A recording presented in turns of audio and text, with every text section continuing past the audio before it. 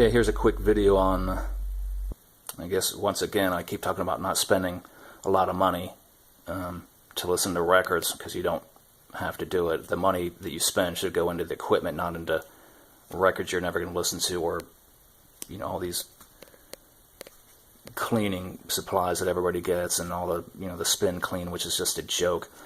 So basically I'm just going to show you what you need. Some distilled water, alcohol at least 90%, stylus brush. I have two, one with firm bristles and one with softer. This cleaning solution comes with the stylus brush, which you hardly even use that. I'll get into that later when I describe it. Carbon fiber brush is a must. Just before every listen, let record rotate around 2 or 3 times. Grab yourself some of these from your local car wash or AutoZone or car place that's lint-free, scratch-free cloth, and then get some of these for records, the original master sleeves, the anti-static, non-scratching sleeves for your favorite artists, or records that might have been pretty expensive to keep them nice. So first of all, I guess if you're really into vinyl and you have the money, you go get a VPI cleaning machine. I have a video on that, how to use it. But if you don't, and the record stores around you don't have one, don't get the spin clean. It's ridiculous. You should never leave a record out to dry. And don't spend $80 on that. And you see people, their demonstrations, and they put them like they just clean the dishes, and so they dry. You should never put liquid on a record unless you have some way of vacuuming the liquid off. But if you have no record store around you that has a VPI, or you can't afford one, or you're not that into listening to records, but you still have to clean them, just get some distilled water and some isopropyl alcohol, at least 90%. 99 is the best. Just do 3 parts water to 1 part alcohol. Put a little spray bottle, shake it up, spray it on the record. Get a couple of these, one to get the moisture off, and then another one to go over it to dry it. Again, never let liquid just sit on the record to dry, because it's going to go right back down in the grooves. It's going to sound worse. That's why I don't understand that spin clean thing, and I think they're like $80 now, and now they have one that's see-through that's $129.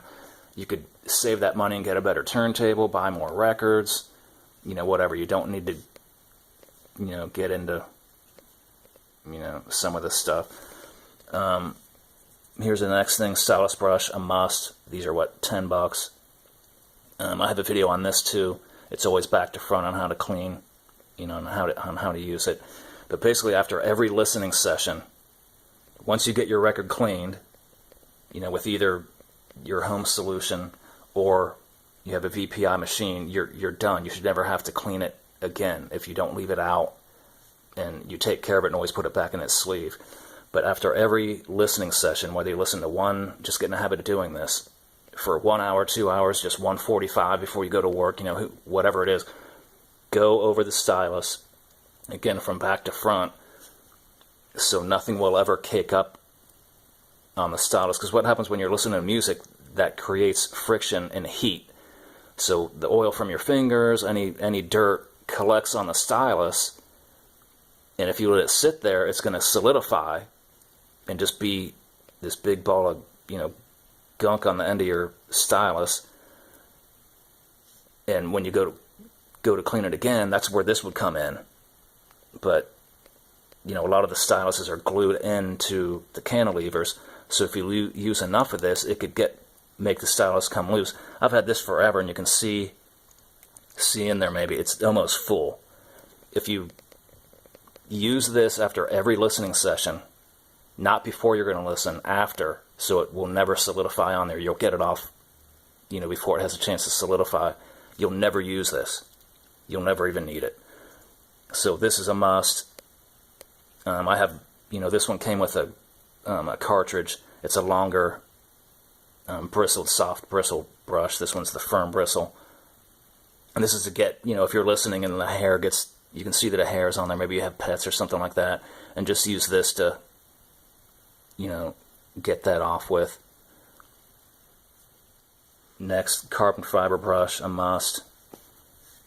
Just put this down on every time you're going to listen to a record, put it on, let it go around 2 or 3 times.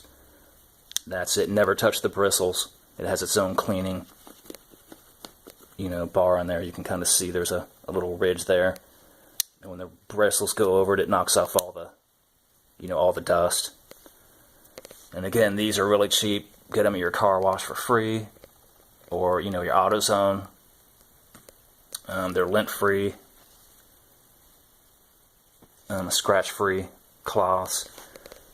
These original master sleeves, again, aren't that expensive at all. You don't need to use them for all your records, but your favorite ones, any one that you find is expensive, like U2, Optune Baby, original vinyl, you're going to spend a lot on it. If you're lucky enough to find that in a record store that's original, you're going to spend a lot on it. So get it cleaned, put it in one of these, and you're done. You don't need to go over. You don't need to get that anti-static gun that's $100.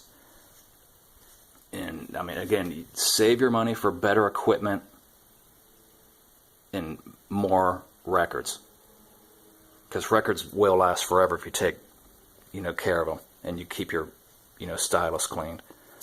So that's basically all you need.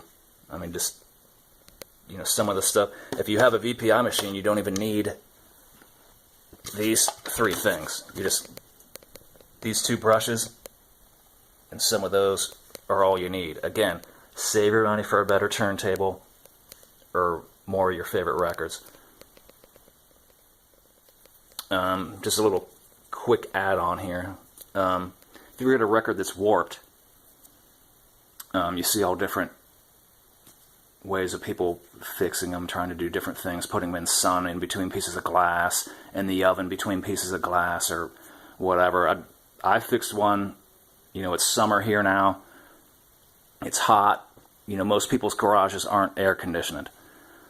So I just gave this a try. I took the record, had it in kept it in its inner sleeve, took it out in the garage, put it on, on some shelves I have out there, put a big stack of books on it, left it out there for a couple days, and it didn't get rid of the warp completely, but it's playable now. It was an import 12-inch single that had a warp in it. Since it was on 45 speed, it did make the needle jump on the lead-in to the song, the first few revolutions, and then you could play some in the middle of it.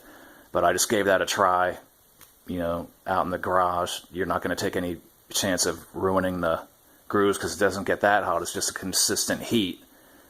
And like I say, I put a stack of about 5 books on it, and it took the warp out enough that it was listenable. So there's another quick little tip. Again, listening to records is supposed to be fun. It's not supposed to be this huge ritual. Clean a record once, keep putting it back in the sleeve, don't leave it on the table. Swipe your stylus after every listening session, and use one of these just a couple times around, and you'll have a lot more time to listen to music instead of fussing around wondering why they don't sound good. So that's all you need to do. Hope this helps out.